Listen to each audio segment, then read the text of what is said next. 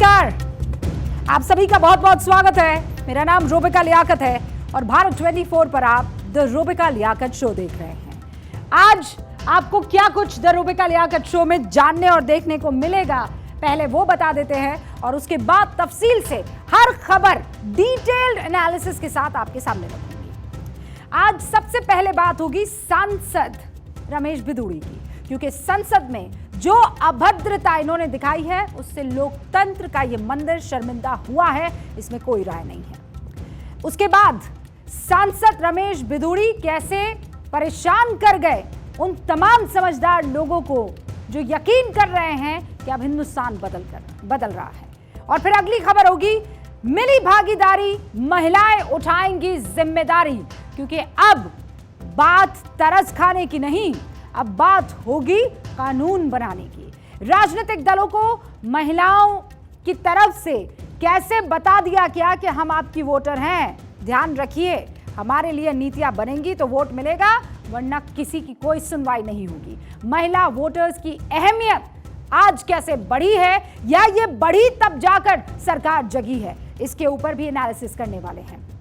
अगली स्टोरी होगी सरकारी तराजू में कहां इस वक्त ठहरती हैं महिलाएं। सरकार जब योजनाएं बनाती है तो कौन सी बातें ध्यान में रखती हैं, इस पर आज आपके सामने कुछ तथ्य रखेंगे। किस सरकार ने महिलाओं के मुद्दों को सुना है और कितने इंतजार के बाद मिला है अधिकार महिलाओं को, ये सवाल जिन जिन के जहन में घूम रहा है उनको आज द रूबिका लियाकत शो में जवाब मिलेगा। और फिर बात होगी पाकिस्तान कैसे ट्रूडो को अपनी राह पर चला रहा है। पाकिस्तान टू कनाडा, भारत के दुश्मनों को एक ही लाइन में खड़ा करके समझा दिया जाएगा कि अब हम बर्दाश्त नहीं करेंगे। गैंगस्टर्स की लड़ाई भारत की कैसे हो रही है भलाई, और ट्रूडो की नाक के नीचे सुक्खू कैसे हुआ ढेर, और ये जिम्मेदारी किसकी, इस पर भी बात। लेकिन द रूबिका लियाकत शो में सबसे पहले बात हम करेंगे रमेश बिधूड़ी की। करना जरूरी है क्योंकि ये कहीं और नहीं, संसद में दिया बयान है।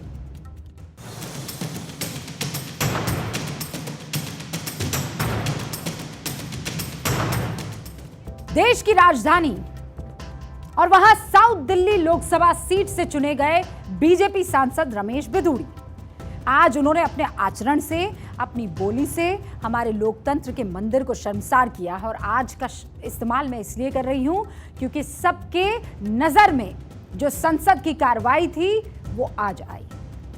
उन्होंने शर्मसार किया अपने वोटर्स को, लोकसभा में अपने साथ बैठे सांसदों को। आज उन्होंने सदन में जो व्यवहार किया, ऐसी ऐसी बातें कही जो किसी भी सभ्य समाज में जायज नहीं ठहराई जा सकती। बिधूड़ी ने केवल बेहूदगी की हदें ही पार नहीं की, बल्कि मुसलमानों के प्रति उनके मन में क्या कुछ समाया हुआ है वो दिखा दिया। मोदी साहब सिरे नहीं ले रहे, सिरे ले रहे हैं देश के वैज्ञानिक, सिरे ले रहे हैं। कभी खड़ा होगा, ये बता रहा हूं सर, ये जो श्रेय अगर जाता है तो देश के प्रधानमंत्री को जाता है। दानिश अली जी प्लीज। बिधूड़ी जी सर, अभी मैं बताना चाहता हूँ, अधीर रंजन जी अभी शोर मचा रहे थे, लिस्ट पढ़ रहे थे।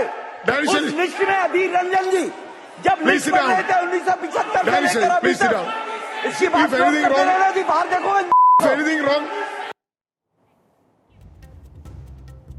ऐसी ऐसी बातें कही हैं जो एक सांसद के मुख से, सांसद छोड़ दीजिए, देश के किसी भी शख्स के मुख से शोभा नहीं देती है। लोकसभा स्पीकर ने इन आपत्तिजनक शब्दों का संज्ञान लेते हुए इन्हें सदन की कार्रवाई से निकाल दिया, एक्सपंज कर दिया है, और इसीलिए हम आपको वो बातें नहीं सुना सकते हैं। रमेश बिधूड़ी को बकायदा वार्न किया गया है, चेतावनी दी गई है और कहा गया है कि वो सदन में मर्यादा में रहकर बात करें। लेकिन सांसद रमेश बिधूड़ी आज लोकसभा में जब चंद्रयान तृतीय मिशन और इसरो की कामयाबी पर अपनी बातें रख रहे थे, इसमें उन्होंने पीएम मोदी की और उस सरकार की तारीफ की जहां से वो ताल्लुक रखते हैं, तभी बीएसपी के सांसद कुंवर दानिश अली टोका टोकी करने लगे। और ये कोई नई बात तो नहीं है, आप जानते हैं अक्सर इसी तरीके से विपक्ष की तरफ से टोका टोकी होती है। इसी दौरान बिधूड़ी ने लोकतंत्र के मंदिर की सारी मर्यादाओं को ताक पर रख दिया। उन्होंने जो कहा वो शब्द कोई दोहरा नहीं सकता। वो एक सांसद के खिलाफ अपना गुस्सा नहीं जाहिर कर रहे थे, वो गुस्से की बात तो अलग होती है। ऐसा लग रहा था कि वो अपने मन में किसी द्वेष को जाहिर कर रहे हैं। इसमें किसी नीति या विचारधारा पर प्रहार कम था, बल्कि उस सांसद के किसी धर्म से ताल्लुक रखने पर गुस्सा ज्यादा दिख रहा था। उन्हें बार बार मुल्ला कहा जा रहा था, उग्रवादी कहा जा रहा था, आतंकवादी कहा जा रहा था। यह कहा जा रहा था कि बाहर निकलो, मैं तुमको देख लूंगा। ये ऐसी ऐसी बातें हैं जिन्हें हम आपको सुना नहीं सकते, इसीलिए इन शब्दों को बीप करके सुनाया गया है। जिस कुंवर दानिश अली के खिलाफ बिधूड़ी अपने इन बातों को रख रहे थे, अनाप शनाप बातें बोल रहे थे, वो दानिश अली कौन है अब ये भी आप जान लीजिए। हाल फिलहाल में वो सुर्खियों में तब आए थे जब उनका ये वीडियो वायरल हुआ था। आप सुनिए।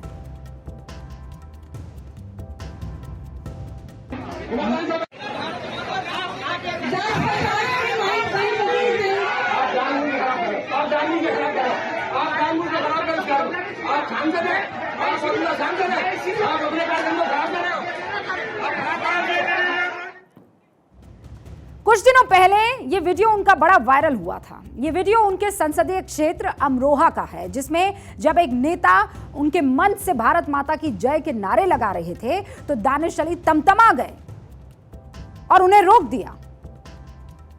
इससे पहले दानिश अली इसी वीडियो से बदनाम हुए। इस वीडियो में भारत माता के जयकारे लग रहे थे और ये दानिश अली भारत माता के जयकारे से अपना बैर दिखा रहे थे। देश भर में दानिश अली से लोग बहुत गुस्सा हुए। इस वीडियो को देखकर मन में बड़े ऐसे विचार आए जिसमें लग रहा था कि दानिश अली, जो कि एक सांसद है, जिन्होंने लोकतांत्रिक मूल्यों की कसम खाकर वहां कुर्सी पर अपने आप को बिठाया है, वो भारत माता की जयकारे से कैसे परेशान हो सकते हैं और कैसे वो रोक सकते हैं। अगर बिधूड़ी के मन में दानिश अली की इस हरकत से किसी प्रकार का कोई गुस्सा था तो वो लोकतांत्रिक तरीके से इसका विरोध कर सकते थे। दानिश अली के इस कथनी से, इस करनी से देश का कोई शख्स खुश नहीं था। दानिश अली की हरकत पर देशवासियों ने अपना गुस्सा जाहिर किया, लेकिन बिधूड़ी जी ने जो संसद में किया उसको कोई जायज नहीं ठहरा सकता। आप कोर्ट जा सकते थे बिधूड़ी जी, कानून का सहारा ले सकते थे अगर आपको ये सब पसंद नहीं आया और इस बात को, इस एपिसोड को लेकर आपके मन में कोई गुस्सा था, लेकिन आपने ऐसा नहीं किया। बिधूड़ी जब आज लोकतंत्र के मंदिर में एक सांसद के मुसलमान होने की वजह से उनके खिलाफ इस तरीके की बातें कह रहे थे और जहर उगल रहे थे, तब उन्होंने अपने नेता पीएम की नसीहतों का ध्यान नहीं रखा। ऐसे ही नेता हैं जो मोदी सरकार के कामकाज और उनकी नीतियों के लिए अड़चन पैदा करते हैं। रमेश बिधूड़ी टाइप के जो नेता हैं वो प्रधानमंत्री नरेंद्र मोदी की नीतियों के असल विलन हैं। ऐसे ही नेता पीएम मोदी के उस मिशन और उस विजन के खिलाफ जाते हैं जिसमें पीएम मोदी बहुत शिद्दत से इस देश में रहने वाले हर नागरिक के लिए काम कर रहे हैं। वो क्या कहते हैं? हम सबका साथ, सबका विकास और सबके विश्वास में यकीन रखते हैं। साथियों, आज देश सबका साथ, सबका विकास, सबका विश्वास और सबका प्रयास के मूल मंत्र पर चल रहा है। ये एक तरह से मानव अधिकार को सुनिश्चित करने की ही मूल भावना है। ये वही भरोसा है जिससे मुसलमानों का पीएम मोदी पर विश्वास बढ़ा है। हम एक कार्यक्रम कर रहे हैं, हम अलग अलग इलाकों में जाते हैं और इस कार्यक्रम में तमाम मुसलमानों को बुलाते हैं और उनसे पूछते हैं मोदी के बारे में क्या उनकी राय है। इस कार्यक्रम का नाम है मोदी, मुल्क और मुसलमान। हम अलग अलग इलाकों के मुसलमान वोटरों से बात करते हैं जिसमें वो खुलकर अपने मन की बात कहते हैं। मैं आपको कुछ बाइट सुनाना चाहती हूँ जिन अलग अलग इलाकों में हम गए हैं, जिसमें कई मुसलमान खुलकर अपनी बात को रख रहे हैं। उनको पीएम मोदी पर पूरा भरोसा है, लेकिन इफ एंड बट है। सुनिए। सबका साथ सबका विकास, ये बहुत बढ़िया बात है। तो ये सबका साथ सबका विकास हो रहा है? वो वहाँ से तो हो रहा है, यहाँ पर नहीं हो रहा। मोदी बेस्ट है? बेस्ट, ऐसा क्यों? मुझे लगता है बेस्ट है। क्यों, ऐसा क्यों? सारा काम बढ़िया करते हैं वो, लेकिन जो छोटे हैं वो थोड़ा भ्रष्ट है। सरकार है हमारी, लोगों ने चुना है हमारा प्रधानमंत्री मोदी जी को। मोदी जी की ज़ात नहीं ऐसी जो हम उसे पसंद नहीं करते, हमारा प्रधानमंत्री उसे पसंद करते हैं, लेकिन उनके जो कारनामे हैं, जो उनकी टीम है, उनके लिए हम अच्छा नहीं समझते। उन पर कंट्रोल नहीं किया, इसलिए उनसे। तो मोदी की नीतियों से किसी को बैर नहीं है, लेकिन जो बीच के लोग हैं वो इस चीज को करने नहीं दे रहे हैं या कामयाब नहीं होने दे रहे हैं। इस बात को लेकर उनके मन में बड़ा गुस्सा है। एक और चीज है जो मोदी मुल्क मुसलमान में हमने लोगों से जानी है। वो क्या कहते हैं? वो ये कहते हैं कि नीतियां बड़ी अच्छी है। आपके बैंक में पैसे आते हैं तो वो कहते हैं हाँ पैसे आते हैं। आपको राशन पानी मिल रहा है तो वो कहते हैं हाँ राशन पानी मिल रहा है। लेकिन हमें मोदी जी से एक शिकायत है, इस सरकार से एक शिकायत है। क्या शिकायत है? तो वो ये कहते हैं कि शिकायत ये है कि ऐसे बहुत से लोग इस देश में घूम रहे हैं जो हमें ये महसूस करवाते हैं कि हम यहाँ पर नहीं रहने चाहिए। हमारे खिलाफ बड़े बोल बोले जाते हैं, हमारे खिलाफ नफरती बयान दिए जाते हैं, लेकिन उनकी रोकथाम नहीं होती है।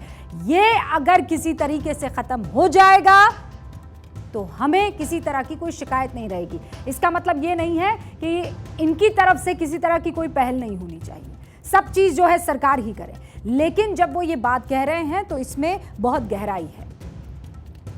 ब्रांड मोदी की ताकत ये है कि लोगों तक उनकी नीतियां तो पहुंच रही है, लेकिन उसके क्रियान्वयन और उन बयान बहादुरों की वजह से वो दूरी अभी भी कायम है। बिधूड़ी जैसे नेता क्या कर रहे हैं आप जानते हैं? मुसलमान मान रहे हैं कि मोदी सरकार की योजनाओं से उनको फायदा मिल रहा है, उनको भरोसा है कि सरकार की योजनाओं में कोई भेदभाव नहीं होता, लेकिन बिधूड़ी जैसे नेताओं के बयान सरकार के किए कराए पर पानी फेरने की कोशिश कर रहे हैं।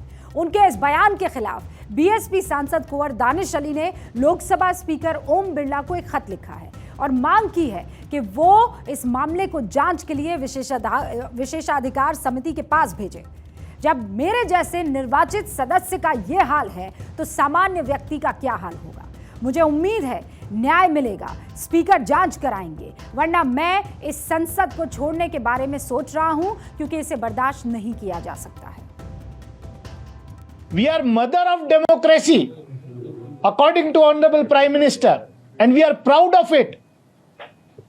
उस मदर ऑफ डेमोक्रेसी के टेंपल में एक चुने हुए सांसद के खिलाफ जिस तरीके के अल्फाज, ये क्या है? इस देश में हो क्या रहा है? देश की राजधानी की साउथ दिल्ली लोकसभा सीट से चुने गए बीजेपी सांसद रमेश बिधूड़ी ने आज अपने आचरण से, अपनी बोली से हमारे लोकतंत्र के मंदिर को शर्मसार किया है, अपने वोटरों का अपमान किया है, लोकसभा में अपने साथ बैठे सांसदों को शर्मिंदा किया है। आज उन्होंने सदन में जो व्यवहार किया, जो बातें कही है, वो किसी को भी पसंद नहीं आ सकती है। नई पार्लियामेंट की शुरुआत बिधूड़ी से हुआ है, इनके शब्दों से हुआ है, और ये बीजेपी की मंशा को दर्शाता। एक सांसद के लिए अगर सदन के अंदर ये भाषा बोली जा रही है तो सोच के देखिए कि सड़कों पर, गलियों में, नुक्कड़ में, गांव में मुसलमानों के खिलाफ, दलितों के खिलाफ, वंचितों के खिलाफ किस तरह की आवाज को, किस तरह की जुबान को लेजिटिमेसी दी गई है। इससे पता चल जाता है कि इन लोगों के, मुसलमानों के तहत सोच क्या है, वो हमारे बारे में क्या सोचते हैं। शर्म आनी चाहिए इन लोगों को। नया पार्लियामेंट, लेकिन वही पुरानी सोच, घटिया सोच। अब देखिए इसका मुद्दा बनेगा और बार बार वो तमाम जो कामकाज अब तक मोदी सरकार ने किए हैं उनको साइडलाइन कर दिया जाएगा। बिधूड़ी अगर सरकार की बातों को आगे रख रहे थे तो उनको सिर्फ सरकार की योजनाओं को आगे रखना था, उन्हें अपना आपा नहीं खोना था। ये जो चिट्ठी लिखी गई है, इस चिट्ठी को अब बाकायदा तूल दिया जाएगा। आज उनके खिलाफ बिधूड़ी जैसे जो बयान दे रहे हैं, विपक्ष के नेताओं को बहुत ये सूट करता है। एक पूरा इकोसिस्टम है जो ये चाहता है कि ऐसे बयान आए और आते रहे ताकि वो अपना एजेंडा पूरा कर सके। इसीलिए आज रमेश बिधूड़ी के इस असंसदीय और अमर्यादित बयान को विपक्ष ने तुरंत लपका और पूरी ताकत से टूट पड़े। आपने देखा अभी, अब मौका मिला है तो उसे भुनाना भी जरूरी है। यही सियासत का तकाजा है। वो ये मौका क्यों छोड़े? लूज बॉल तो आपने ही दी है ना। इसीलिए आज कई नेता दानिश अली से मिलने के लिए पहुंचे। राहुल गांधी पहुंचे, केसी वेणुगोपाल पहुंचे, इमरान प्रतापगढ़ी जैसे नेता उनके घर पर पहुंचे, जो कभी आप जानते हैं गैंगस्टर्स के उन तमाम शायराना अंदाज में बयान दिए जाते थे जब प्रोग्राम होते थे। सदन में एक सांसद के खिलाफ ये बात कहने वाले रमेश बिधूड़ी कोई कम अनुभवी या पढ़ाई में कमजोर नेता तो है नहीं, अच्छे खासे पढ़े लिखे हैं। दिल्ली में ही पले बड़े रमेश बिधूड़ी बीकॉम LLB हैं। उन्होंने अपने प्रोफेशन में खुद को वकील, बिजनेस और किसान और सोशल वर्कर लिखा है। वो 2014 से साउथ दिल्ली से सांसद हैं। उसके पहले 2003 से तुगलकाबाद सीट से विधायक रहे हैं। मतलब 20 साल से वो विधायक है और सांसद हैं, लेकिन ना उन्होंने अपने पद की गरिमा रखी, ना 20 साल के तजुर्बे का ख्याल किया, ना अपनी पार्टी की नीतियों का ख्याल किया, ना वकालत की डिग्री का मान रखा। उन्होंने जैसी जैसी बातें कही वो इससे पहले हमारे संसदीय इतिहास में शायद ही कभी कही गई हो इस तरीके से, लोकतंत्र के सबसे खूबसूरत और पवित्र मंदिर में। इसीलिए सदन में रक्षा मंत्री राजनाथ सिंह ने रमेश बिधूड़ी के बयान पर माफी मांगने में देर नहीं की। जब हमारे सम्मानित सदस्य श्री रमेश बिधूड़ी जी बोल रहे थे तो मैं उनकी पूरी बातों को सुन नहीं पाया, लेकिन विपक्ष की बेंच पर बैठे हमारी सम्मानित सदस्यों ने कहा कुछ ऐसी बात उन्होंने कही है जिससे इनकी फीलिंग हर्ट हुई है। तो मैं आपसे विनम्र अनुरोध करूंगा कि रिकॉर्ड में दिखवा लें, ऐसी कोई बात यदि उन्होंने कही है तो रिकॉर्ड से उसे डिलीट कर दिया जाना चाहिए। यदि कुछ ऐसा उन्होंने कहा है जिससे कि इनकी फीलिंग हर्ट हुई है तो उसके लिए मैं खेद व्यक्त करता हूं। राजनाथ सिंह ने तो सरकार की और पार्टी की तरफ से स्थिति साफ की, लेकिन जब रमेश बिधूड़ी ने आज लोकसभा में इस पूरी सद्भावना, इस पूरी नेक नियति पर सवाल उठा रहे थे तो उनके पीछे जो बीजेपी के 2 सीनियर सांसद हैं, रविशंकर प्रसाद और डॉक्टर हर्षवर्धन, कैसे मुस्कुरा रहे थे देखिए। रविशंकर जी देश के कानून मंत्री रह चुके हैं। क्या कानून यही कहता है? डॉक्टर हर्षवर्धन स्वास्थ्य मंत्री रहे हैं। ये देश की सेहत के लिए ठीक है क्या डॉक्टर साहब, आप बताइए। हालांकि डॉक्टर हर्षवर्धन ने सोशल मीडिया पर, ट्विटर पर ट्वीट करके अपनी बात और अपनी तरफ से सफाई देने की कोशिश की। उन्होंने लिखा, मैं चांदनी चौक के प्रतिष्ठित निर्वाचन क्षेत्र से सांसद के रूप में जीतकर बहुत खुश हूं और यदि सभी समुदायों के लोगों ने मेरा समर्थन नहीं किया होता तो ऐसा कभी संभव हो ही नहीं पाता। इस घटना से मैं अत्यधिक आहत हुआ हूं कि निहित राजनीतिक स्वार्थ के लिए कुछ लोगों ने बेवजह मेरा नाम इस प्रकरण में घसीटा है। हालांकि मैं वहां एक दूसरे पर फेंके जा रहे शब्दों की नोकझोंक का प्रत्यक्षदर्शी जरूर था, जो वास्तव में पूरा सदन ही था। सच बात तो यह है कि उस शोर शराबे में मैं स्पष्ट रूप से कुछ समझ नहीं पा रहा था। मैं जीवन में हमेशा अपने सिद्धांतों पर कायम रहा हूं, अपने देश और देशवासियों के हित को हर चीज से ऊपर रखते हुए उसके लिए अपना श्रेष्ठतम देने के लिए कभी पीछे नहीं रहा। और ये मेरा संकल्प है कि अपने जीवन के अंतिम सांस तक इस भावना को अक्षुण्ण रखूंगा। उधर बीजेपी ने भी इस बयान को आपत्तिजनक माना है। रमेश बिधूड़ी को कारण बताओ नोटिस जारी किया है। उनसे जवाब मांगा है कि आखिर उनके खिलाफ पार्टी कार्रवाई क्यों नहीं करे, बताएं जरा।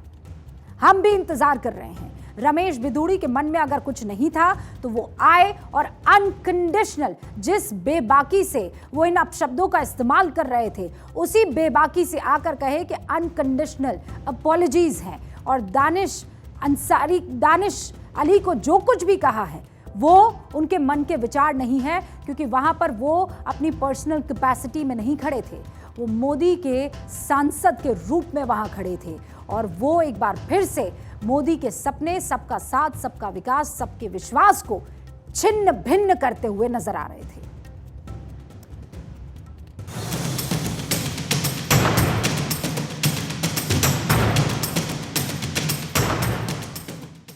द रूबिका लियाकत शो में आगे बढ़ने से पहले मैं आपको कुछ दिखाना और सुनाना चाहती हूं। आधी आबादी की बातें आपको सुनाना चाहती हूँ। इन बातों को बहुत ध्यान से सुनिएगा, बहुत गौर से सुनिएगा और फर्क को भी समझने की कोशिश कीजिएगा, फिर मैं आगे बात रखूंगी। भी आए मतलब देश के विकास पर ध्यान दें और रोजगार और महिला सुरक्षा मुख्य रूप से ये महिला सुरक्षा जी। Actually, we can make sure that women are also equal to men. So by voting everyone to the particular party, so women are very powerful. Okay, I want to see your finger where you have voted, and please tell our viewers, go out and vote. It matters. Yeah. This is my second vote, so please do vote everyone. आप देखिए कि एक ऐसी party हमारे सामने आई जिसने vote bank की राजनीति नहीं की इस चीज में। जो सही था उसको सही बोला, जो गलत था उसको गलत बोला।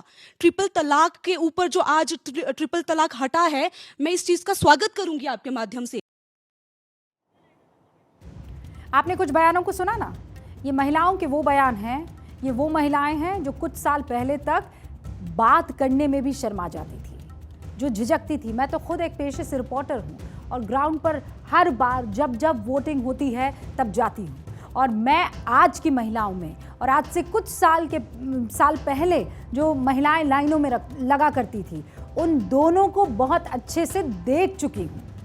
कुछ सालों पहले तक महिलाओं के आगे जब माइक रखते थे तो वो इशारा करती थी घर के मर्द की तरफ और कहती थी इनसे पूछ लीजिए, लेकिन आज की महिला सशक्त है। आज की महिला जानती है कि उसे किसे वोट करना है। वो आज अपनी बात बढ़ चढ़कर दुनिया के सामने रखती है। झिझक और डर उसके मन में है नहीं। महिलाएं अब बेचारगी वाली दुनिया से बाहर निकल चुकी है, ये सच्चाई है। भारत में महिलाओं को कई दशकों तक वोटर समझा ही नहीं जाता था। वोटिंग के राइट्स तो बहुत पहले मिल गए थे, शुरू से ही मिल गए थे, लेकिन कभी वोटर समझा ही नहीं गया। ये अलग बात है कि भारत में सभी वर्गों की महिलाओं को वोटिंग का अधिकार दुनिया के बड़े और खुद को एलीट समझने वाले देशों से पहले मिल गया था। स्विट्जरलैंड में महिलाओं को सभी चुनावों में वोट का अधिकार आप जानते हैं कब मिला था? 1971 में, पुर्तगाल में 1976 में, अमेरिका में 1965 में, अफ्रीकन अमेरिकन महिलाओं को वोटिंग का अधिकार दिया था 1965 में, जबकि कनाडा में 1960 में महिलाओं को पूर्ण वोटिंग राइट्स दिए गए थे 1960 में। इन तथ्यों से तो यही लगेगा कि भारत देश की महिलाओं को उत्थान जो है न जाने कब हुआ होगा, संविधान निर्माताओं ने जाने कब सोचा होगा। लेकिन आप सोचिए, हमें वोटिंग का अधिकार इन तमाम मुल्कों से बहुत पहले मिल गया था।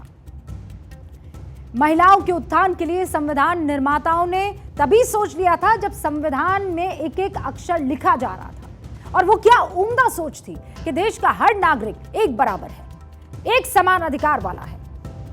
लेकिन आप सभी जानते हैं कि दशकों तक भारत में महिला वोट कैसे दिया करती थी। महिलाओं को बेचारगी की नजरों से देखा जाता था, या फिर ये कि इसको क्या समझ पड़ेगी, इसको तो जो बताएंगे वो कर लेगी।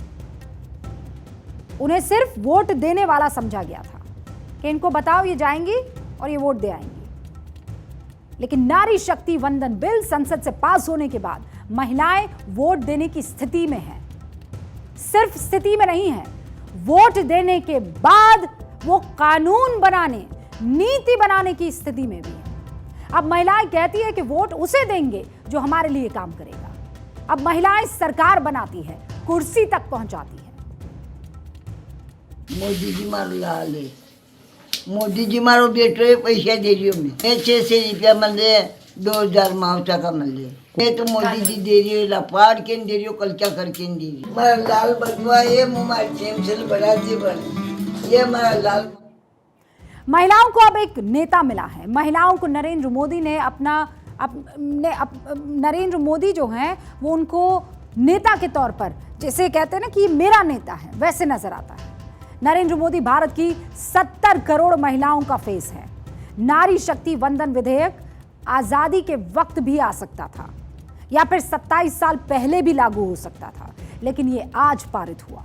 महिलाओं को एक मुकाम मिला है और इस मुकाम तक पहुंचने के लिए 50 कदम महिलाएं चली और बाकी 50 कदम मोदी सरकार चलकर उन तक पहुंची है।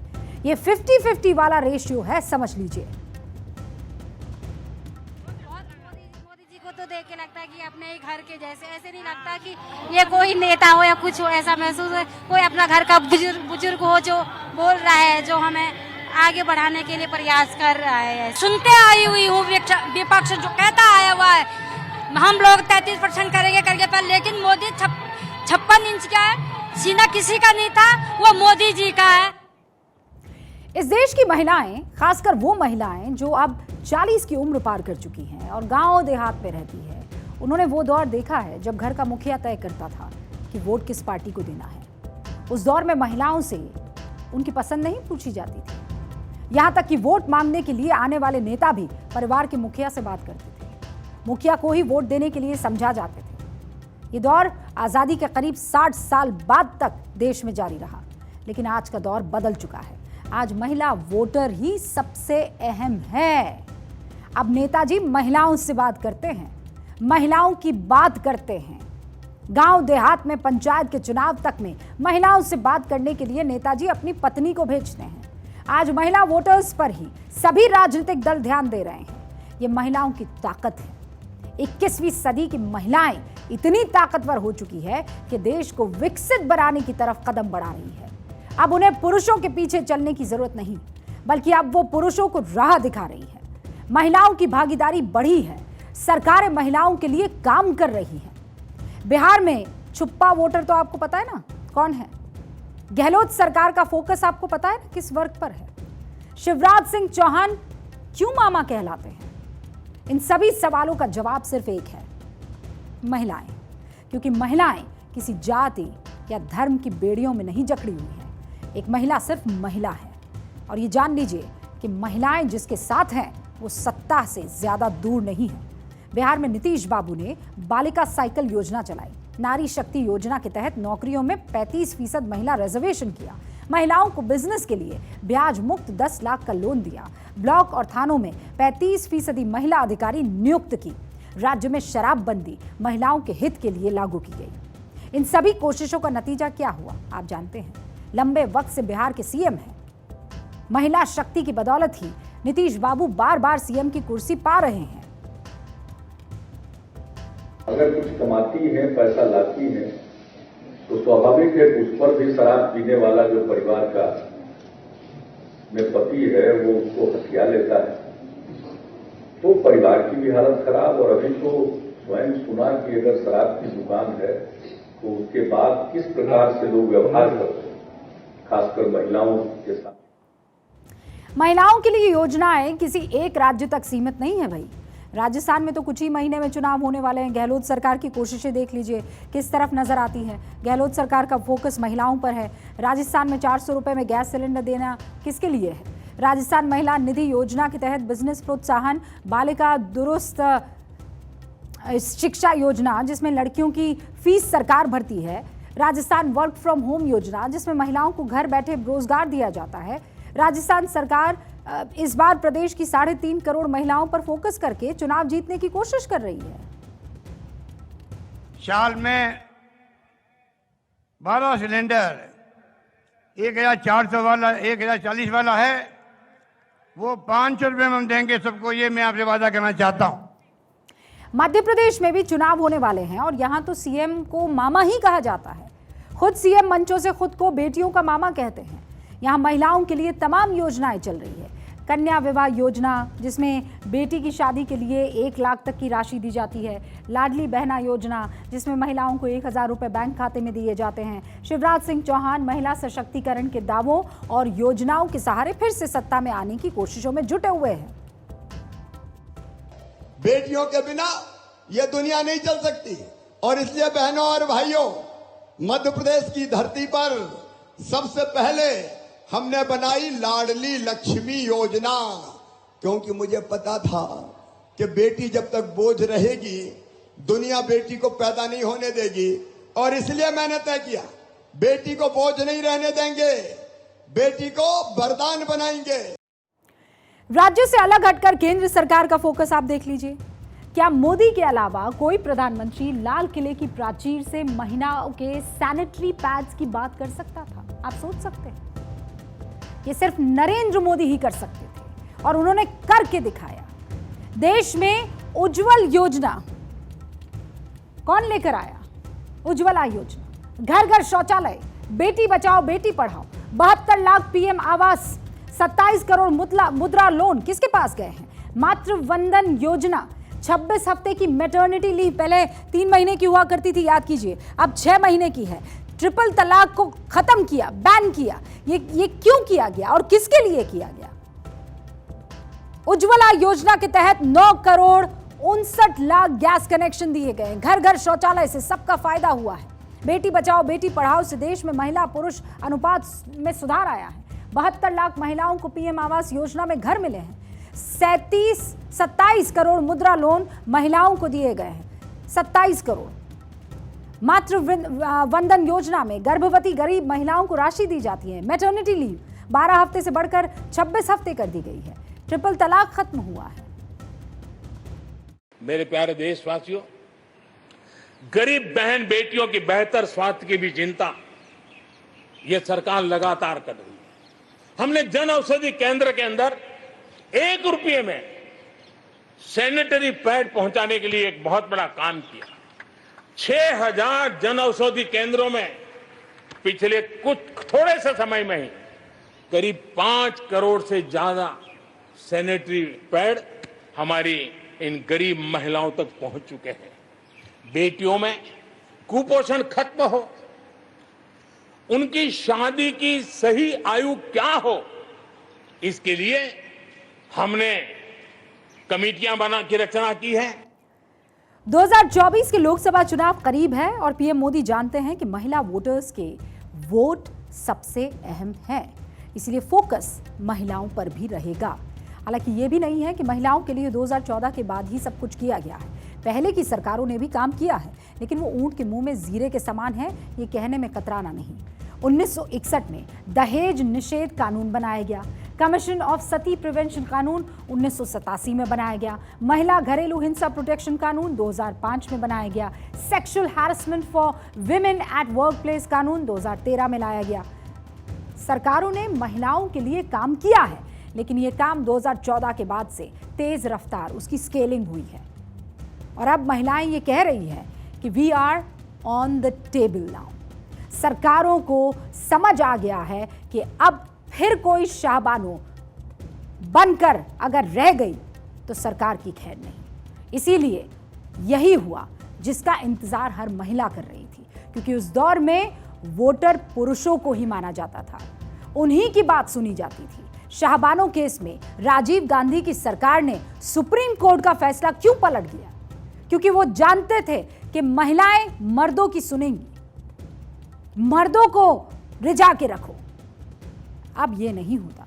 अब महिलाओं का सम्मान भी होता है, महिलाओं को अधिकार भी मिलता है और यही वजह है कि आज हम ये कह रहे हैं कि हम आपको वोट देंगे, लेकिन पहले ये बताइए कि इस वोट के बदले आप हमारी जिंदगी बेहतर कैसे करेंगे। और ये कानून उसी दिशा में एक बहुत बड़ा कदम है।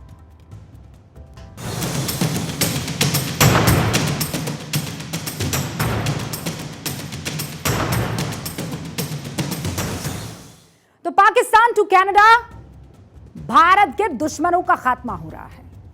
भारत और कनाडा के बीच के संबंध इतिहास के सबसे नाजुक दौर में हैं।